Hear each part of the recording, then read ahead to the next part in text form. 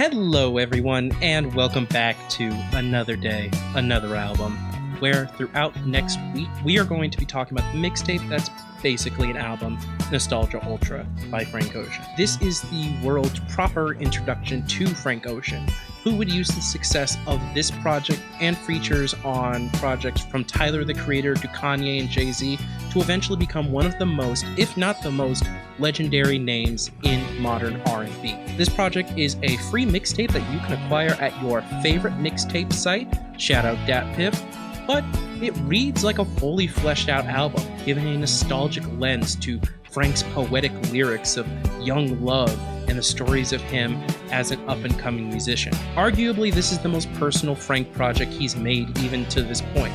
And while the production isn't quite at the budget of Channel Orange to Follow, nor the notoriety of Blonde thereafter, this tape shows Frank telling more stories in his writing and exploring the times of his emotional immaturity and growing up. Frank had a difficult come up in the industry, but with some showcases of raw talent, the company around him during the Odd Future years, and his personal connection with his fans, he came from humble beginnings to eventually gain a major record deal from a single mixtape. I wanted to talk about this tape in particular because, one, I wanted to take the opportunity to kind of talk about the concept of mixtapes compared to albums, but also to shine a light on a Frank Ocean project for any newer Frank Ocean fans or older Frank Ocean fans who haven't heard this amazing project yet.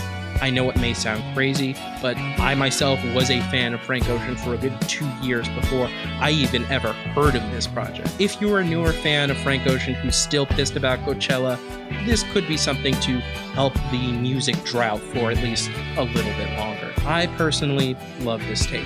It's probably my favorite mixtape of all time, and even its one minor flaw that I will get into doesn't deny the fact that this is a well-executed shift in R&B that deserves a lot more respect than even it gets now, because this tape is so highly acclaimed. Now, before we get into the project, I do want to dedicate a bit of time to decipher what exactly a mixtape is compared to an album, the general differences I hold between the two, and a couple examples to compare. So let's start with the simple question. What is a mixtape, and what makes it different from an album? The simplest definition is that albums are major music releases backed by a record label and generally have some level of consistency, whether it be sonically or conceptually, while mixtapes are freely distributed collections of music to either promote an up-and-coming artist or to build hype for an existing signed artist. For example, I'm finishing up a mixtape to release this year, hopefully soon, and while it has some consistent production and lyrical themes, it's not as sonically unified and conceptual as the follow-up album I have planned after this tape. Yes, this is self-promotion. I make music, and you should check it out, where all links can be found. You know where the link is. Even that definition has plenty of holes to poke, however, because the line becomes more blurry when you put any of these qualities under any amount of stress. Starting with the major music release, because while mixtapes are generally free, a popular exception of recent note was If You're Reading This, It's Too Late. Arguably Drake's best project that was released as a commercial mixtape, having to be paid for or streamed and backed by Young Money at the time with a major budget behind it. Looking at general level of consistency versus mixtapes, not all albums are made with a single sonic idea to revolve around or are even intended to be listened to beyond being a collection of recently recorded songs from an artist. While I'm not personally a huge fan of this type of album, it is still an album no matter how disconnected. Also, mixtapes can be thematic and conceptual as well, from Travis Scott's sonic prelude to Rodeo, Days Before Rodeo, or even within Frank's vicinity, as Bastard by Tyler, the Creator could be very easily considered a thematic mixtape with the veneer of an album almost. As well as the fact that unlike the Drake mixtape mentioned earlier, the other projects mentioned are also free to download to this day, and you should download them.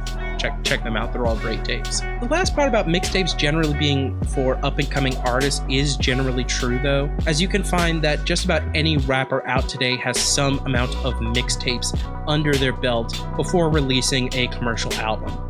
And this goes across the spectrum, from major stars like Kanye and Lil Wayne, the latter of whom's mixtapes are considered some of the greatest of all time. I haven't listened to them all, so I can't really confirm or deny.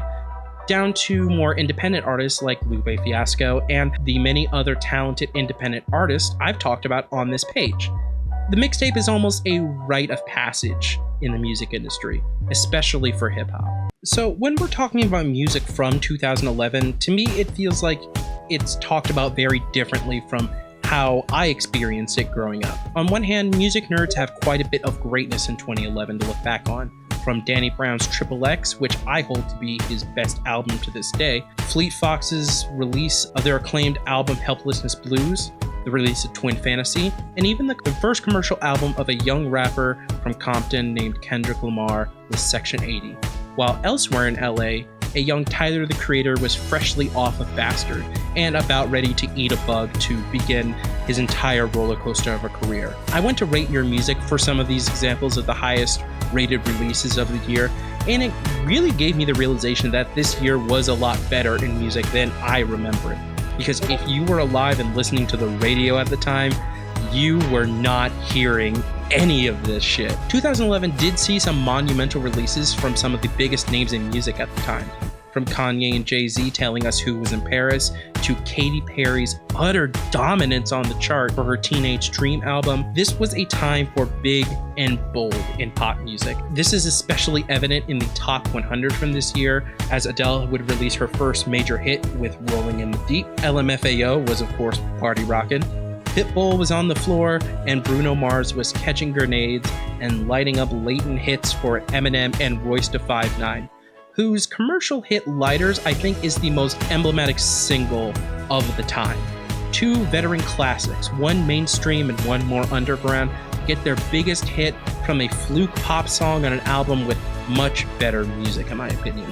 The pop stations may not have always played the best songs from an artist, but it did find a way to play their biggest. R&B at this time was also very caught up in the pop world's party culture, as many of the top R&B songs from 2011 were songs like Chris Brown's Look at Me, Drake's Dominance from Marvin's Room to apparently The Motto, which I think is more of a rap song than an R&B song, but I guess whatever, it's fucking Drake. I guess he just always inherently does both. And the most important release in the genre that would affect music to this day was the first appearances of The Weeknd with his trilogy mixtapes, a series of dark R&B tapes that showed the ugly side of the parties shown in the pop world.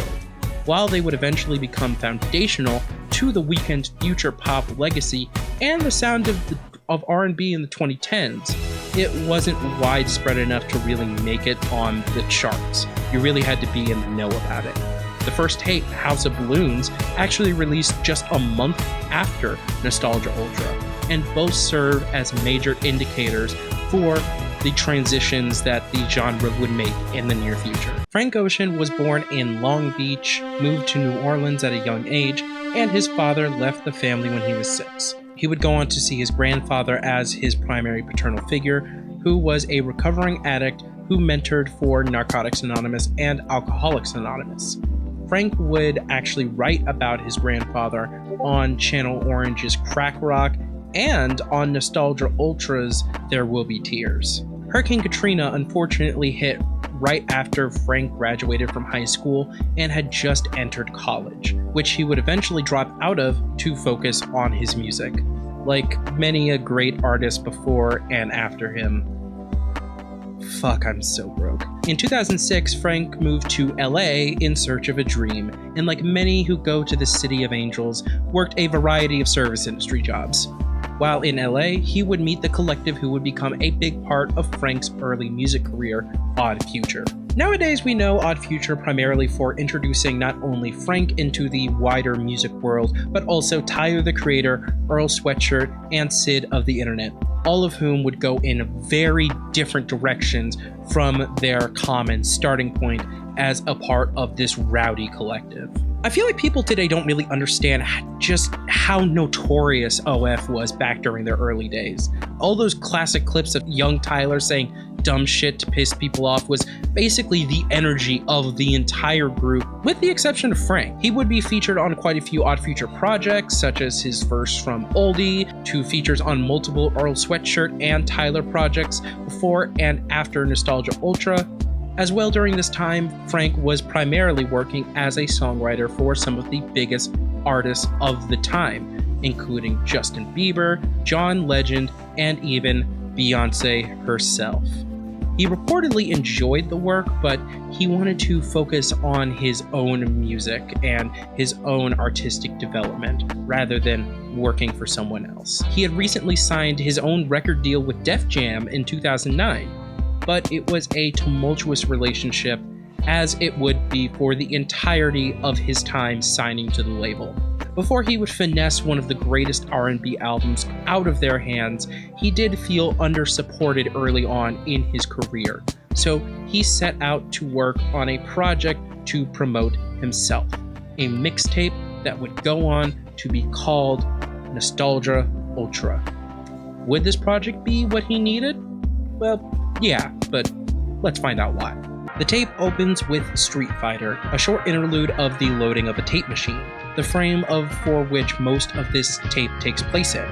A view into Frank's past told through the music he made and his inspirations. This is how I think the tape rises above a lot of other mixtapes, by keeping a album-level concept throughout the projects.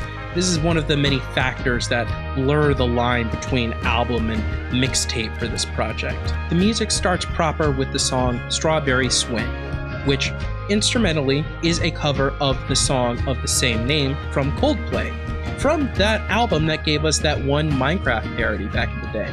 I stood there numb, I gazed off into the boundless skyline, no block choirs playing in the sunshine. This is a frequent occurrence on the tape, as Frank will give MGMT's Electric Feel and a certain famous Eagles song the same treatment on this tape. Mixtapes can generally get away with pulling off what could be considered copyright infringement and whatnot by not being commercially available, but it is something still done at a risk because the originators can take it down, and we'll talk a little bit about that later. Compared to the original, Frank brings a very different vocal presence to the song that I think makes for a better song when compared to the original, especially on the bridge, which incorporates the original song in very well, giving a dreamlike feel before the closing alarm clock, ending this dream that the song is showcasing. Lyrically, Frank matches the dreamy energy of the instrumental as he reminisces on a childhood friendship and the happiness that those memories bring. His lyrics get a bit apocalyptic even, as he sings about the world falling apart and being destroyed and abandoned. But I think it gives the song a kind of nothing else matters but you vibe, similar to one of my favorite songs of all time, Lord's Buzzcut Season. As mentioned earlier, the bridge is an absolute standout as Frank talks of the world being abandoned and left behind as it burns, but still being with the one that you love. The song is interrupted slowly with an alarm clock and the sounds of Frank waking up and getting out of bed, leading to the first single from this tape. Novocaine is one of the few songs from this project to not only see a commercial release, being a single that you can stream on any streaming service to this day, but also one of the only songs to get a music video, which is a trippy watch but not a particular favorite visual of mine. I think it's kind of boring. The song, however, is a story of Frank falling into depravity in search of love, using everything from sex to drugs to make himself numb to the bad vibes of the world. Lyrically, this is easily one of the best songs on the album, as Frank describes meeting a girl at Coachella and smoking drugs with her, and how that eventually leads to cocaine for breakfast and fucking like porn stars.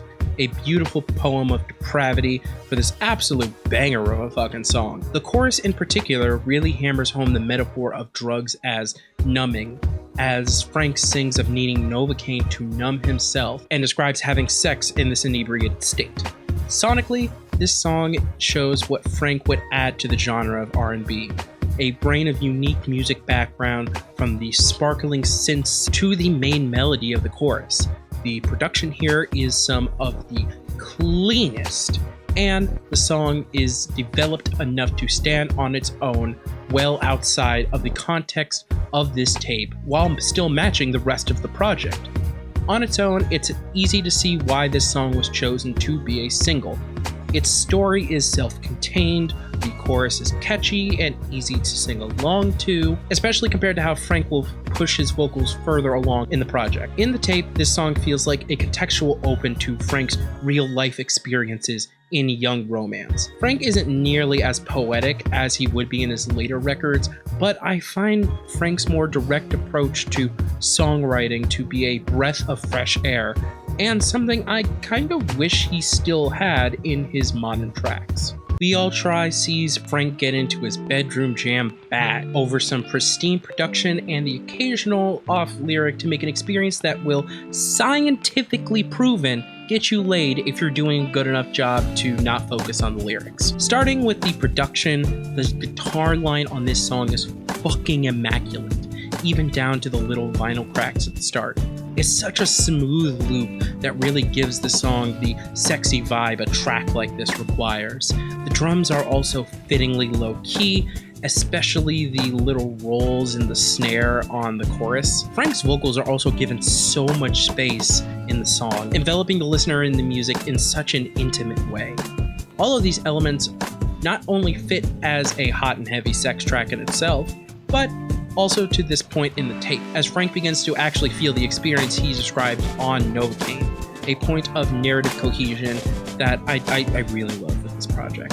Lyrically, the song sees Frank conflicted, talking about what he believes and doesn't believe, and how it relates to how we are all flawed as humans. The first verse focuses on what Frank does believe in, his belief women should make their own healthcare decisions, as they should, and how marriage is not just between a man or woman. This last statement is incredibly important to the background of Frank Ocean, as he is notably one of the few superstar LGBTQ artists in the vein of superstars like Lil Nas X and Tyler the Creator himself. Frank describes himself as a bisexual in a vulnerable post to fans shortly before the release of Channel Orange. It obviously was not widespread knowledge when this song was released, but I think this line gives a great personal connection to his outspokenness against homophobia in hip-hop and R&B. The chorus is beautifully performed as Frank sings about still believing in mankind, because while we're not perfect, we all try. Boys, girls, and everyone in between and off the spectrum. The second verse then goes into what Frank doesn't believe, and it starts off a little bit choppy with him saying he doesn't believe that America went to the moon. Little minor note here, as I've been digging deeper into music for this amazing little internet thing I'm trying to do for like a fucking job one day, there's a lot of hip-hop that sneaks in conspiratorial bullshit, and while this feels relatively harmless, it is worth pointing out even small examples like this, as they do eventually lead on to Jay Electronica and Ye levels of fuckery. The second verse is still solid though, as Frank changes the can't believe angle to being amazed that his partner would let him touch their heart, before a closing chorus with some great sung ad-libs from Frank close the song. Another highlight from the tape that, once again, is scientifically proven to get you laid. Get this song on that one playlist ASAP. You're welcome for the fucking help. The next track, either titled Bitches Talking or Metal Gear Solid, depending on where you get the tape from, serves as the narrative intro for the following track, Songs for Women, as a collage of women complaining to Frank about music they don't get to listen to on Aux, asking for the new Jodeci, and asking what a Radiohead is over the instrumental of Optimistic from Radiohead's Kid A. Fellas, if your girl ever asked the question, what's a Radiohead? It's a rap fucking dumper. The song that follows the interlude, however, Songs for Women, is one of the most playful Frank Ocean songs that he's ever written, as he reminisces again on his young loves, this time a girl who gravitated to Frank because of his musical abilities, as he sings about how he sings to get women, because he can't play guitar like Van Halen and knows no secret chords like St. David. The verse is a pleasant look back at more innocent times of making music. As in the pre-chorus, Frank rap sings about how other niggas ask him if he sings songs for women, and he says yes. They say that's cheating, but it leads into the chorus of, well, if you were me, you'd do the exact same thing. And honestly, come on, we all probably would. The hook has an air of irony about it because it's honestly not very well sung, but I think it shows a bit more of Frank's fun side that's rarely explored on his future projects. I feel like Frank can occasionally be super self-serious, and this early view of Frank shows, well, not that. The second verse shows the reality of being with an artist. Late nights writing away from home, not being able to be present physically or emotionally as much for your partner, and the resentment that builds from that. The girl doesn't even want to hear Frank's music eventually, preferring to listen to Drake, which is a great reminder of the times when Drake was considered purely music for women as well. I do think this was a very narrow and shallow view of Drake, even at this point in time, but it's a sign of the times that the song was made in. On the final bridge, though, confronted by niggas once again asking if Frank sings for women, Frank this time says no, eventually being confronted by someone who claims that Frank stole his girlfriend, which Frank retorts by saying it's all even because she broke his heart at the end of it all anyway. The production throughout this odyssey of a story is phenomenal, particularly catchy bass line on the verses and the synth work on the chorus. The spoken word outro of Frank finally admitting he does make songs for women, but ends the song saying songs for you is also a solid way to close the song. The following song, Love Crimes, is a relatively simple song, alluding to the idea of crimes of love or passion. Lyrically, Frank opens singing about the contradictions in his desires, wanting to not hear a word while she talks to him, not wanting to feel her when they're having sex, and how the last bullet in his 9 is going to be used in a love crime. The crime imagery is minorly expanded on in the chorus, singing about how Murder, She Wrote, love crimes. It's relatively simple, and there isn't really too much to expand upon. It's kind of simply poetic, but it's kind of great in its simplicity. The second verse gets a bit more descriptive, however, talking about a girl writing him, quote, freaky things on her own father's pen, and how he may even want to be her baby daddy, while still remembering that it'd be a long 18 years together, calling it a, quote, long vacation for two in the bridge. The song then ends with an outro sampling Eyes Wide Shut, a freaky movie to fit the tone of this more sexual-oriented song. A woman screams about how men will stick it in everywhere while women just want security, and goes on a rant about jealousy.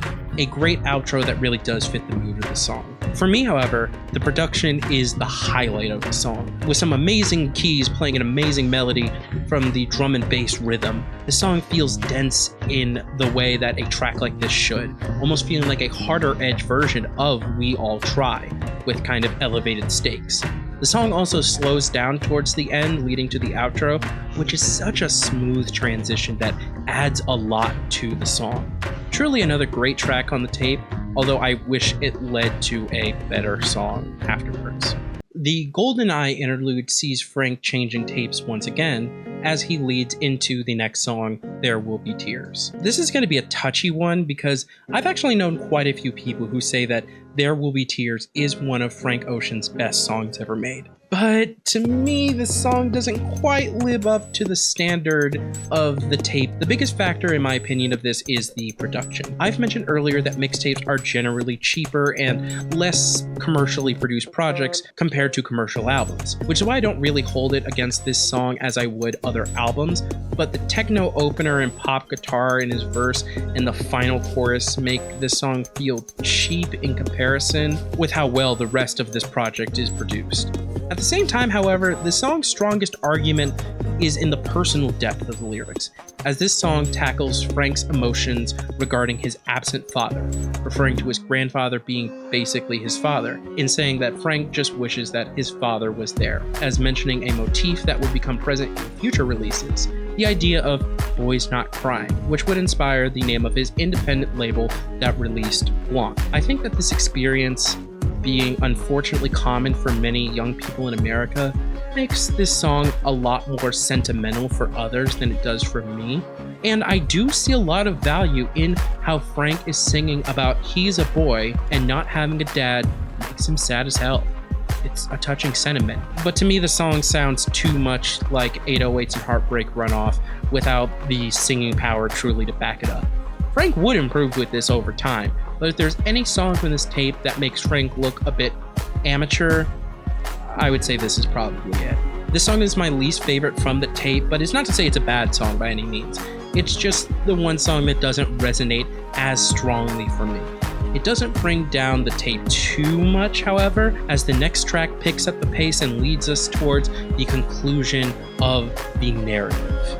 Swim Good sees Frank make another song ready for the singles charts, as he sings about how he's about to drive his car in the ocean to escape the pain of romantic loss. The production here picks up the energy so much better than There Will Be Tears. So well that I actually got rid of There Will Be Tears in my playlist of the album because honestly this song fits much better after Love Crimes, but that's neither here nor there. The driving compressed drums, the great synth bass and pads in the background, and even the little wow ad-libs in the pre-chorus are all great moments in the sounds and production of this song. It continues this feeling of never knowing what's going to be on the next track that I loved my first listen of this project, and I still get a little kick from when I listen to today at the just diversity of sounds here. The lyrics here are both less descriptive, more general, but darker, as Frank sings about the hearts in the back of his Lincoln Town car bleeding without notice from police, as he goes into a pre-chorus of wearing a black suit like he's prepared for a funeral. As each pre-chorus,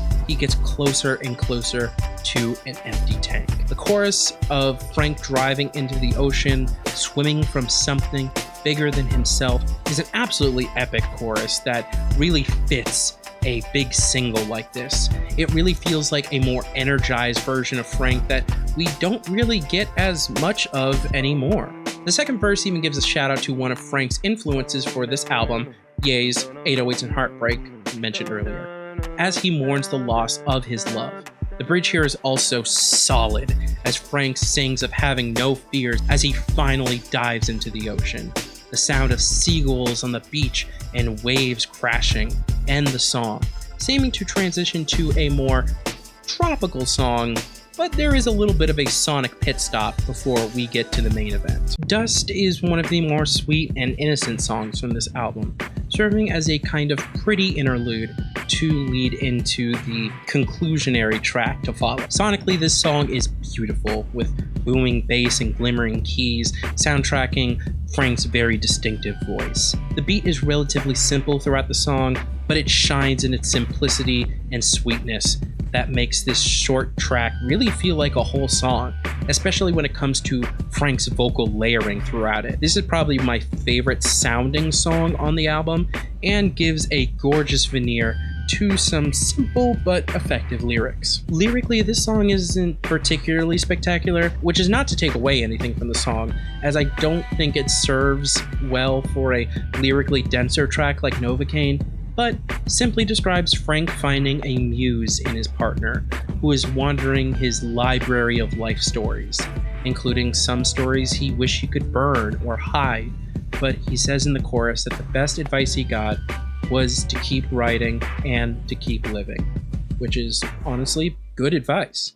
I really like this sentiment because I think it's very true to life and realistic about who we are as people. We can't rewrite the past, but we control how our futures are written. And this song is an ode to that one person who inspires us all to write better stories of our lives. Dust is short and sweet, but comes as almost a clean slate emotionally before reaching the climax of the album with Frank Ocean's best song, with no exaggeration. Alright, we're at the big one now.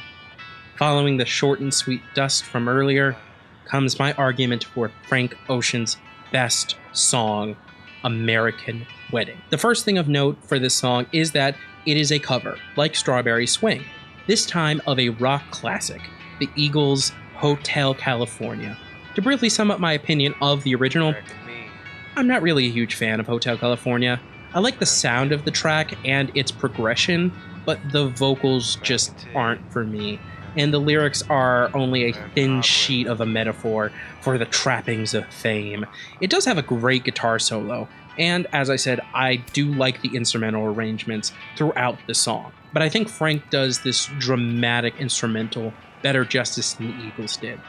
This song is also the primary reason this tape will never see a proper commercial release, as apparently Don Healy, the singer of the Eagles, said that the song was, quote, not creative, but illegal, and even went on to call Frank Ocean a talentless prick in 2015, which is rich coming from the guy who couldn't make this instrumental sound good on his fucking own. Frank rewrites this track like he does his other covers on the tape, and the story he pens in this song is heartbreaking and emotionally hits harder than even songs like Self-Control. American Wedding is Frank Ocean's best written song, and his best written love story on the project, as Frank sings about a love doomed to fail and how much freedom can truly hurt. The song begins with Frank walking on the beach, looking at the new tattoo he got of his lover's name freshly inked.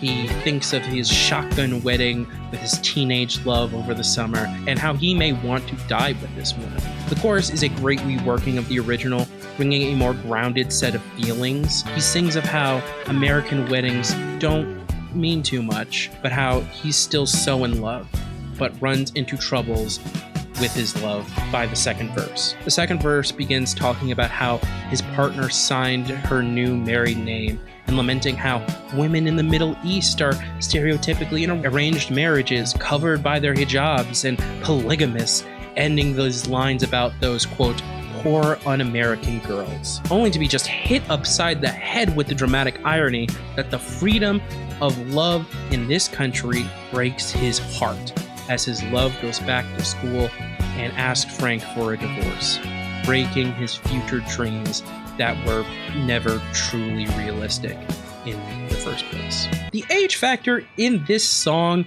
can sound a bit creepy, but I interpret it at least as a story of more a young 18 to 19-year-old rushing their relationship because they're so in love and they're so certain. But I do get how it could be read as a bit of a creepy underage narrative, like many classic rock songs, funny enough. The final chorus sees Frank repeat the sentiment of American weddings, not really meaning much of anything, as the lines, "What's mine is yours," brings about the irony of an American divorce. She takes his Mustang in the final verse, being all that Frank has left in his name, as he sends her off, being brokenhearted and penniless, but realizing it's the best decision considering the circumstances, ending with how it's all just love made in the USA. This portion of the song feels like the appropriate closer for the themes of love on the album, and it is a relatively dark view on the eventual doom of just about all romantic relationships. Despite the dramatic irony and depressing conclusion of this story, I see this song as a song very focused on living in the moment.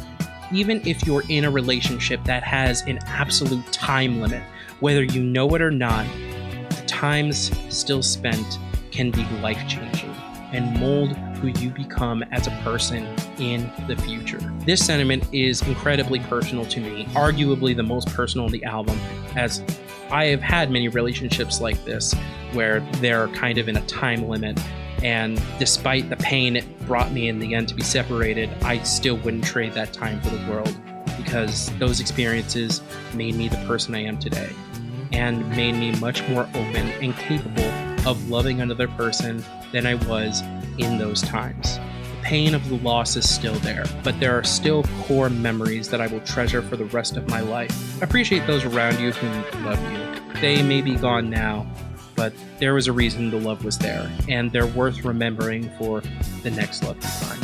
A little piece of life advice, I guess. The song closes after the amazing guitar solo to the sounds of tape switching and an amazing outro from James Fauntleroy, who I will once again mention worked on How Much a Dollar Costs so he can do absolutely no wrong.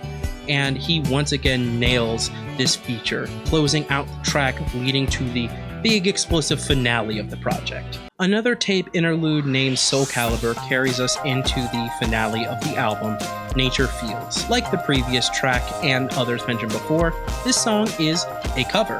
This time a more recent cover to the times, MGMT's Electric Feel. This is an interesting song usage for me because between its original and Frank's version, I do think the original is a better song on its own, as the electric synth focus of the song better fits a song lyrically focused on the synthetic feel, the electric feel. But Frank's version is a much better closer for this project.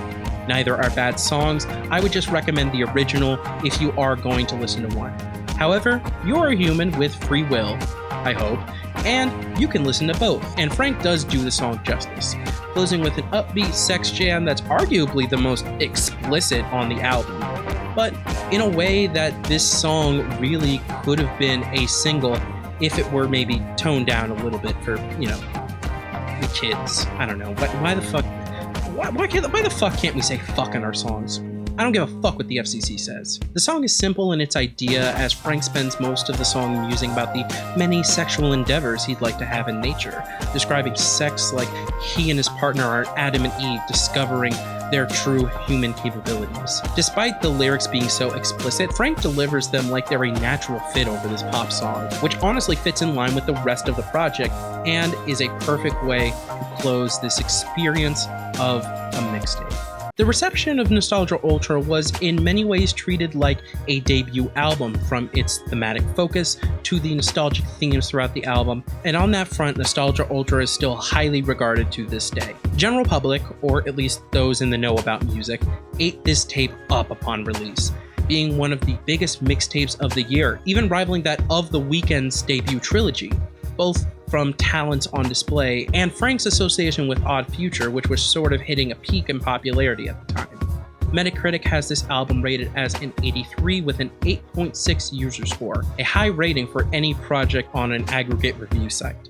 Rate Your Music also has an average score of 3.53 out of 5 for this tape, ranking it at number 8 on the best albums of 2011, and number 122 on their list of best albums of all time, a truly unseen consensus between fans and critics, not seen until the release of Peppa Pig's first album. I also want to shout out the first review on Rate Your Music I saw, which cuts straight to the point by saying, "Frank Ocean, I commend you for, among other things, making an Eagles tune tolerable." If I had to summarize this entire fucking deep dive into one sentence, yeah, that'd be it. This comment deserves a goddamn Pulitzer. Critics and music outlets seemingly enjoyed the album as much as audiences, with the most notable review being Pitchfork's 7.8 out of 10. The tape would continue its acclaim well into its own life and Frank's career, making many decades end lists towards the end of the 2010s even. Rolling Stone put it at number 76 for their best albums of the 2010s, and Spin magazine listed it as high as 15 in their best albums of the 2010s. This project has definitely withstood the test of time in the minds of the music public, remaining an underrated gem for those who weren't in the know at the time, like me. This mixtape is remembered highly with good reason, and it would help inspire the direction of Frank Ocean as a public persona, for better or for worse. Now, I've done a few special videos from this point in the reviews, the deep dives in particular, from bitching about Fantano to asking why the hell y'all love Igor so much. Today is a simpler topic, as I look to where Frank Ocean has gone from this point in his career, and why I still think this tape is his best project to date, even against Channel Orange and Blonde. Frank obviously saw much success from this project, but it was nothing compared to the acclaim that Frank would see with his future commercial releases. Channel Orange saw more acclaim and more listeners as Frank's official first commercial album, with songs like Thinkin' About You and Pyramids being hailed as classics to this day and essential for Frank Ocean. This is probably going to be the most controversial statement in this entire series, but in my opinion, Channel Orange is just the bigger budget version of this tape, gaining much higher fidelity production, but in the process trading in the more relatable, direct, and focused lyricism that I find to be the most interesting quality about the tape. To me, Channel Orange is an overinflated version of what this tape offers, without the sheer number of recognizable and distinct tunes compared to Nostalgia Ultra. Sure, everyone knows Thinking About You. If nothing else, they know the meme. But I think if more people had heard songs from this project, this honestly would have been a bigger hit at the time, and I could have easily imagined hearing quite a few of these songs on the radio. This unfortunately is part of the trade-off with mixtapes, because they aren't promoted like albums or necessarily treated as such. Some of an artist's best music can get buried by their future releases for only to be heard by those specifically looking for those little nuggets of gold in their past. Comparing this album to Blonde, however, is a lot more difficult. While I personally prefer Nostalgia Ultra more to Blonde, they are really difficult projects to compare because I feel like both have very different goals. Nostalgia Ultra was made to still have a little bit of pop appeal, from the stickier hooks to the references to pop culture throughout the project. Nostalgia Ultra is kind of more pop R&B than traditional R&B. Blonde is a lot more traditional in how it executes its unique blend of R&B and ambient, leading to much more immediately impactful songs at times like Self-Control, Pink and White, and Nights. But that album was made with almost a disregard for what's popular, which is not a bad thing at all. I think this aspect makes the album much more memorable than any of his releases prior. But I do wish that sometimes Frank Ocean would make it a bit easier to connect with him like his early days. Honestly, everything Frank has done since Blonde has been feeling more and more disconnected to what his music fan base wants. And I think Frank is almost tired of fame, if he isn't completely tired of it already. Music gets slightly teased once in a while, it's a big deal when a single is released, only for it to not lead into any project, as he seems to be more focused on his luxury jewelry line. And if his recent Coachella performance taught me anything, it's that at this point, honestly, Frank could give a fuck less about what we want. While it is an admirable goal for an artist, and one, in a way I think I kind of aspire to as well, I do miss the days when Frank Ocean still had that passion and drive to be seen, and the lack of contempt for his audience that I think puts this tape over Blonde any day. I still love Blonde, and it may even get a deep dive of its own one day, but if I had to pick one to exist of the two, Nostalgia Ultra, all day. And with all that said, I believe it's time to close out this dive. For a tape that's such a product of its time, there's still so much relatability and emotional weight that Frank hasn't really tapped into since this project. From the nostalgic themes of heartbreak to the amazing production throughout its runtime, this free tape is easily one of the first mixtapes I'd recommend to any music fan looking to look a bit deeper in their knowledge of Frank Ocean or any artist in general. Because this was and is a free release. Sales numbers weren't really given for this project, but if the prominence of the singles in their streaming numbers say anything, it's that there'd be a decent audience listening should Frank decide to work out deals to get this project on streaming or vinyl. Please put this tape out on vinyl. I will sell my motherfucking firstborn in a heartbeat for a Nostalgia Ultra pressing, like an official one. I'm just saying, please. I know he's not listening, but Frank, make this happen, I beg of you. Frank, if you're not listening to me, beg. For all the sonic roots this tape takes to explore R&B, its consistency in sound and high quality of lyrics makes this a constant repeated listen for me. This tape reminds me of a summer fling adventure, giving some amazing memories in the moment that get even better when reflected on later on. Not many others would agree with me on this, but Nostalgia Ultra is Frank Ocean's best project, and the perfect showcase of what made him unique in the genre, while still giving enough for a listener nowadays to not be put off. Maybe with the exception of There Will Be Tears, but that's probably just me. Nostalgia Ultra by Frank Ocean is a 9.8 out of 10. And yes, that entire 0.2 points is for There Will Be Tears.